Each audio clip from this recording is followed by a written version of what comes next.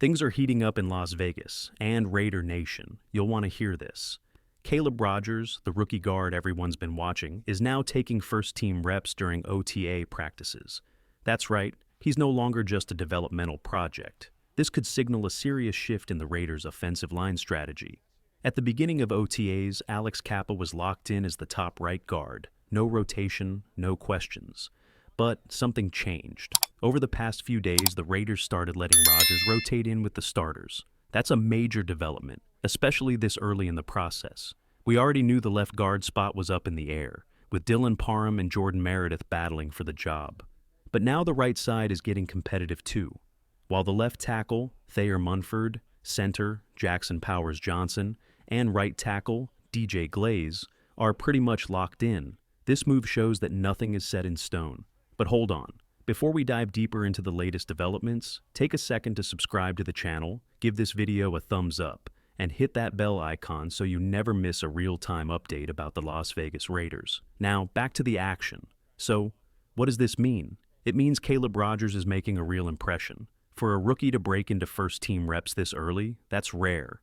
And it hints that the coaching staff sees long-term potential in him. Whether it's to push Kappa or to earn a starting role himself, Rodgers is putting himself in the mix. And that's not the only thing we've learned. There are some interesting updates from the defensive side of the ball that we'll get to in just a bit.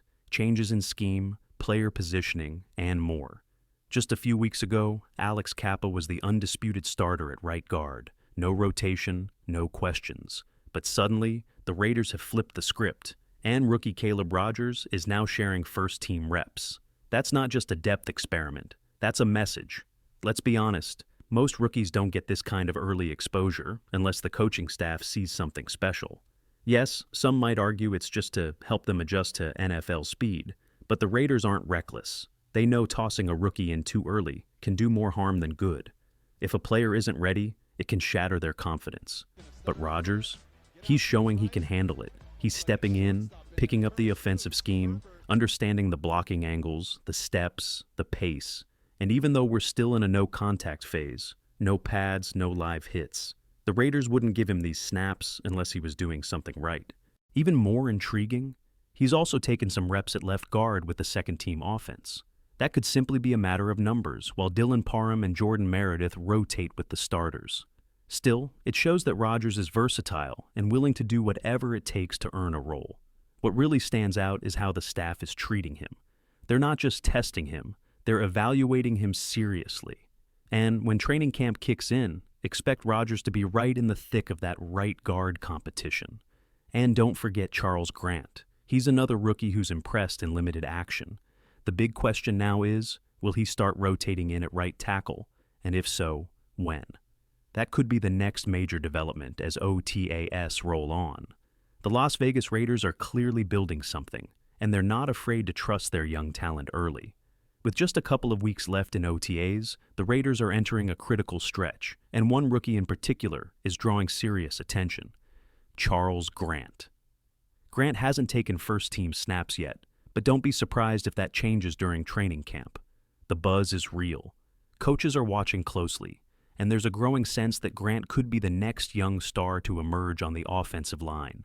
He brings size, technique, and a raw edge that's hard to coach. And for a team trying to build a long-term offensive identity, that's exactly what you want. If the Raiders are going to field a top-tier offensive line in the next few years, it'll be with players like Grant and Caleb Rogers leading the charge. The foundation is already in place. Now, it's all about development. But it's not just the offensive side turning heads. On defense, the Raiders are showing early signs of creative adjustments. According to a trusted source who attended practice, the team is favoring a big nickel package in sub-defense. Instead of using a traditional slot corner, they're shifting a safety down into the slot, adding size without sacrificing coverage. Two names are standing out: Isaiah Pola-Mao and Jeremy Chin. When the Raiders go nickel, Pola-Mao is often the one sliding into that slot role, with Chin covering the opposite side. If Pola-Mao isn't in that spot, it's been Lonnie Johnson Jr. rotating in, a versatile hybrid who can play both corner and safety. This setup signals something important. The Raiders are experimenting early, and they're clearly looking for flexibility in the secondary. Whether it's Pola-Mao or Johnson, the staff wants a slot defender who can hit like a linebacker and cover like a corner. The defense is still taking shape, but one thing is clear. Las Vegas is thinking ahead, and they're not afraid to evolve. The battle for the Raiders' starting slot corner is heating up, and it's looking more and more like Lonnie Johnson Jr. is pulling ahead. When Las Vegas goes into nickel packages, Johnson has been the primary option sliding into the slot. Isaiah Pola-Mao is still in the mix, but unless someone else steps in at free safety, Pola-Mao might stay in the back end. That's where things get complicated, because there's still uncertainty over who exactly will lock down the starting free safety role. Multiple reports, including one from Tashan Reed of The Athletic, suggest that Pola-Mao is penciled in as the starter at free safety. But not everyone is sold on that just yet. Even in practice, it's hard to tell who's truly playing strong versus free safety, especially when defensive looks shift constantly. Still, observers are seeing consistent lineups that give us clues. In base packages, Darian Porter and Eric Stokes have taken the majority of first-team reps at cornerback. That's notable, because Jacorian Bennett, who showed serious upside last season, is now running with the second team.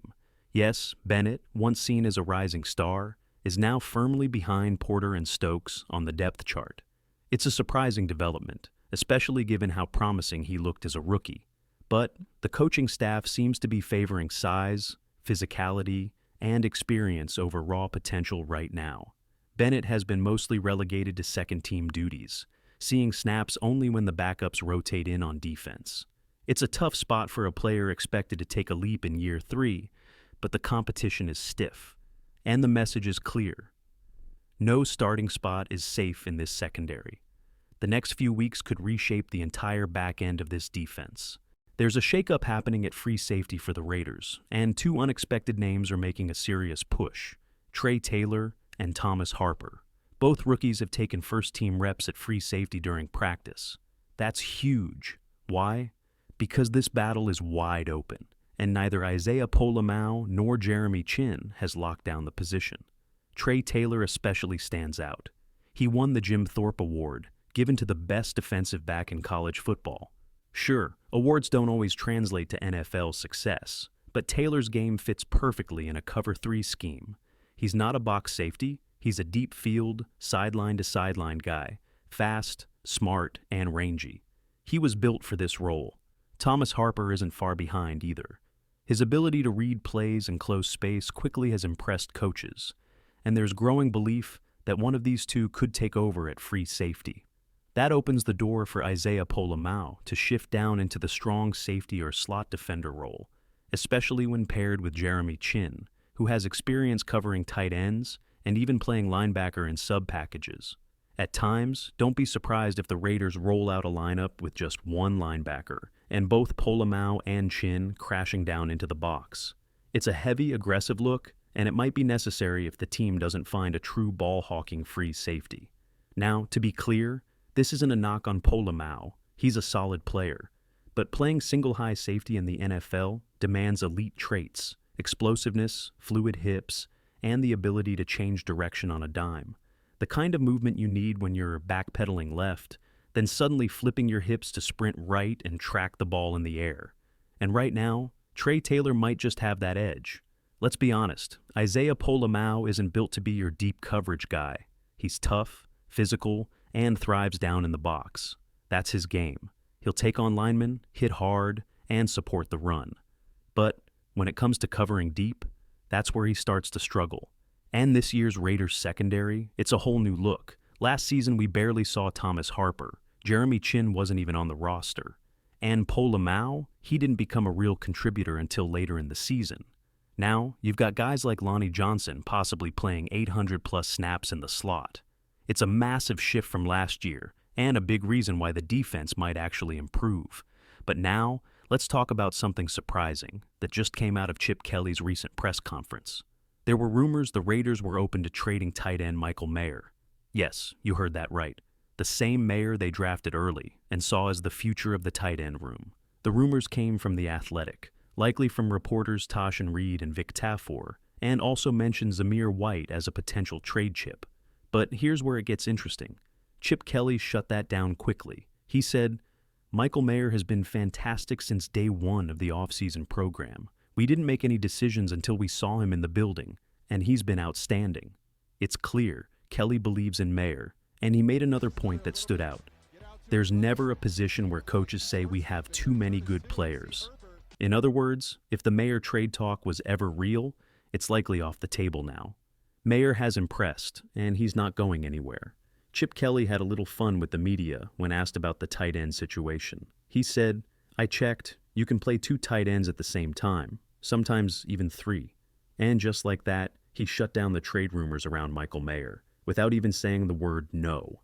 It's clear Chip Kelly believes in Mayer. He's not just keeping him around, he's planning to use him, a lot. And here's where it gets exciting.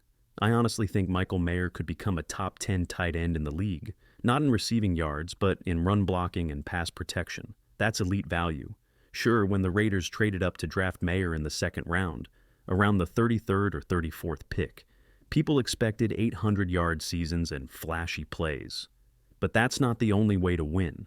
If Mayer can consistently block, protect the QB, and still catch 400 to 600 yards worth of passes, that's a complete valuable football player. Not every tight end needs to be Travis Kelce. The Raiders already have Brock Bowers, who can line up in the slot, roast safeties, and win with athleticism. But Mayer offers something different: toughness, power, and balance on offense. Kelly seems to get that. He knows it's not illegal to have 2 good tight ends. And honestly, Mayer might be the best number 2 tight end in the league right now. Could they still trade him? Sure, it's possible. But why trade a valuable young tight end for a 5th-round pick? That's not good business. Keep him, use him, let him grow. Because Michael Mayer still has a ton of upside, and Chip Kelly just told us he's ready to tap into it. Chip Kelly made headlines with his comments about tight ends, but there was something else he clarified too. It might seem small, but it gives us insight into how things really work inside the Raiders organization. Remember when rookie running back Ashton Jeanty said Chip Kelly told him to change his stance? Turns out, that's not the full story. Chip Kelly explained that it was actually Dan Mullen, the Raiders running backs coach, who told Jeanty to make that adjustment, not Kelly himself.